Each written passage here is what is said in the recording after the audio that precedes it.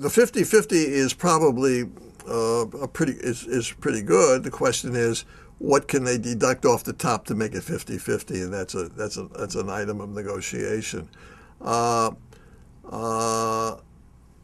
So the 50-50 deals are not bad, depending upon what they can deduct off of the top of the gross income. Okay. Ultimately, when you have a 50-50 deal, it will take longer for you to get to money, the artist to get to money in the pocket. But once you get to money in the pocket, there's more money in the pocket than you could ever get as a royalty participant. Because as a royalty participant, let's say you're a 14% royalty, you have a 14% royalty, which is a good beginning royalty, not necessarily a superstar royalty, but that equates to, depending upon the various definitions from one company to another and all that, somewhere remotely in the $1.40 category, okay? But the record company, before you get your $1.40, they're recouping any advances they pay you, they're recouping the recording costs, they're recouping some of the promotion costs, they recoup 50% of the video costs, they'll recoup 100% of any tour support they give you, and they're recouping that at the rate of $1.40 an album.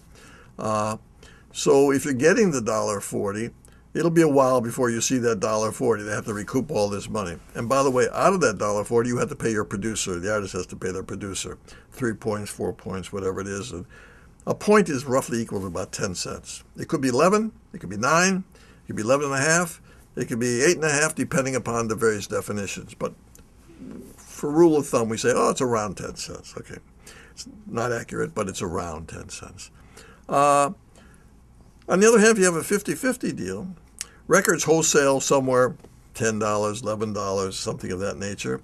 We're not talking about iTunes at the moment. They wholesale somewhere around $10, $11.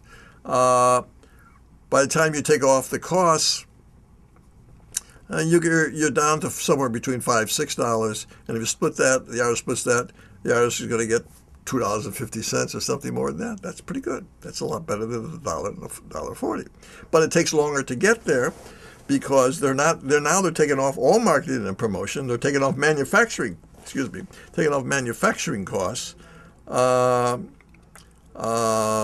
taking off the tour expenses. They're taking off what they have to pay in publishing. Of course, if they're paying the publishing money, that goes to the artist if they've written their own songs.